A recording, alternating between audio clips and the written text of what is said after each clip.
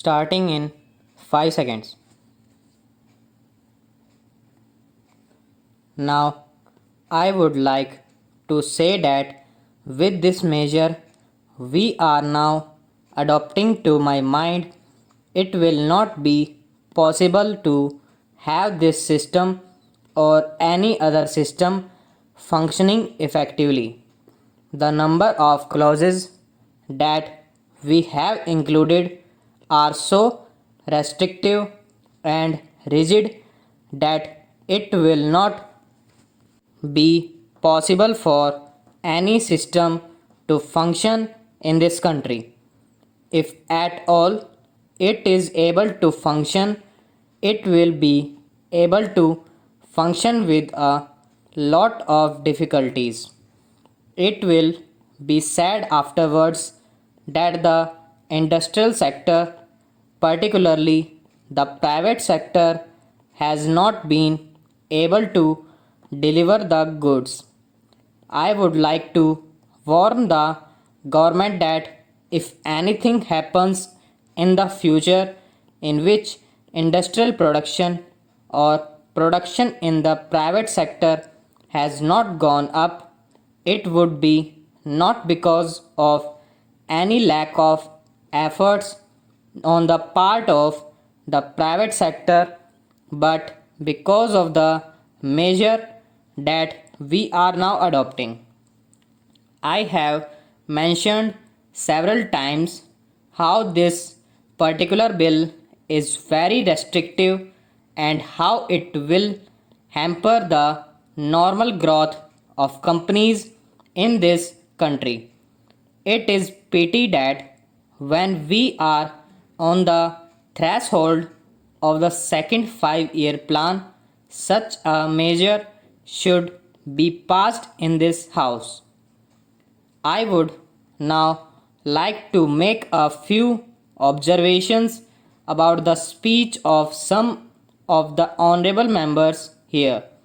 Sri Ashoka Mehta justifies the restrictions on managing agents by saying that managing agents are no longer the main source of finance.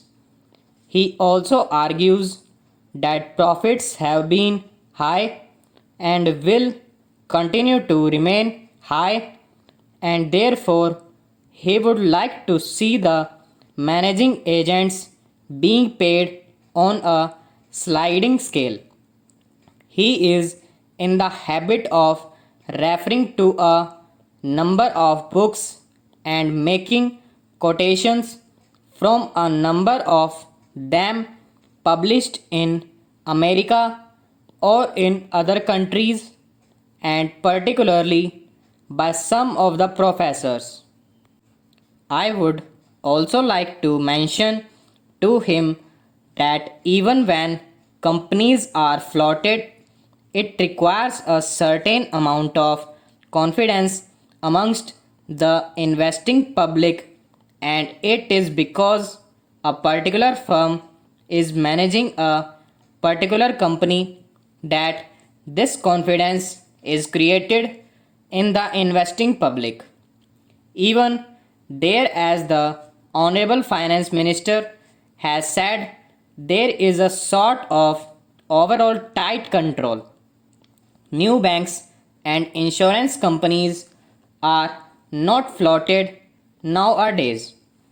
What you have are the few banks which are existing and the few insurance companies that are existing. The other point is that the credit worthiness of the managing agency firm does count to a certain extent in getting credit from the banks and other financial institutions. Yesterday, I was mentioned by my honorable friend that the crux of the problem is the question of payment of remuneration to a particular managing agency system. He said that in this bill, a definite encouragement has been given to the alternative type of management, namely the managing director or the manager, where an individual has been permitted to take 5%, while in the case of the managing agency, it has been permitted to take about 10%.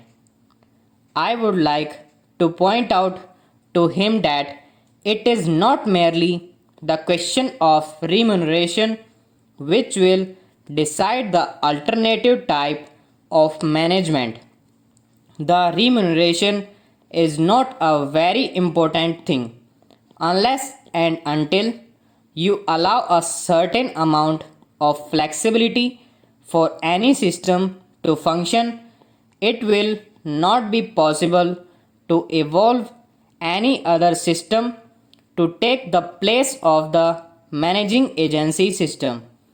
In spite of so many shackles, you may find that those few business houses which are carrying on now may have to carry on the present basis. You may not find many new people coming in the field. Several times it has been mentioned in this house why the business community has not prescribed for itself a code of conduct.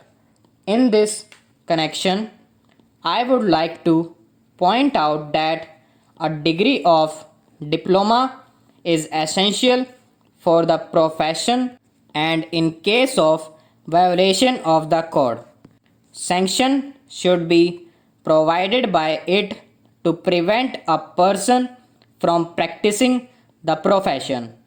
Today, even Ashoka Mehta and Sri C.C. Shah can set up a grocery shop and become businessmen. Nobody lays down any condition for starting business, and nobody can prevent others from continuing it.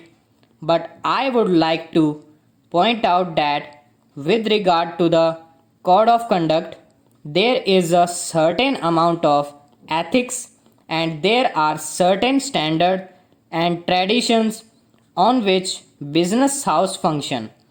If a particular firm has not got proper ways of managing its business, you will find that that business house will find it difficult to function, and it would be difficult for it to command the confidence of the business community.